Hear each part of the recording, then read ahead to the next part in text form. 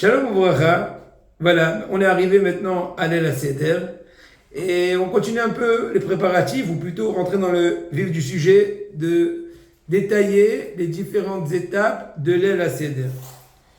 Cette nuit-là, on a plusieurs mitzvot, certaines sont Minatora, certaines sont des Rabbanan.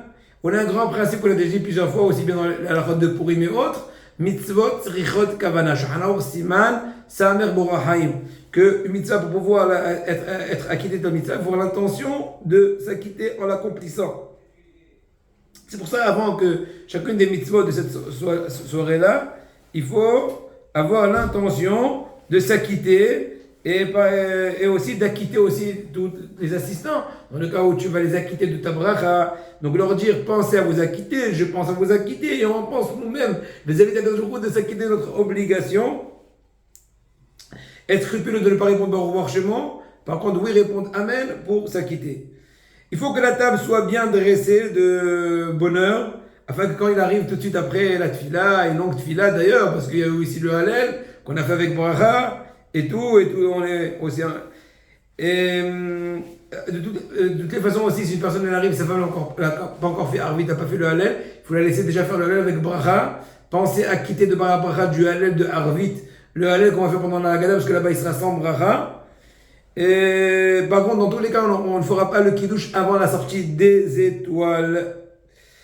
Et bien, c'est une bonne habitude de dire à voix haute, ou plutôt verbalement, les 15 stations au fur et à mesure. Nous, on avait l'habitude de dire au début de la soirée les 15 stations d'entrée. Et ensuite, à chaque station, on dit petit à petit. Par exemple, au début, on dit Kadesh, Ul-Haz, etc.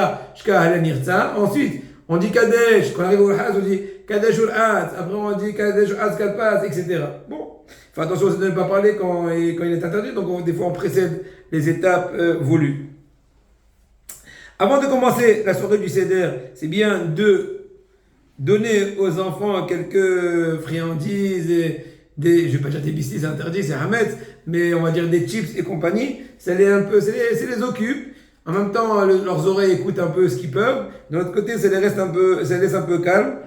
Et il y en a qui donnent ces friandises tout de suite après les kiddush pour déjà les capter et leur dire fais attention au changement de la soirée.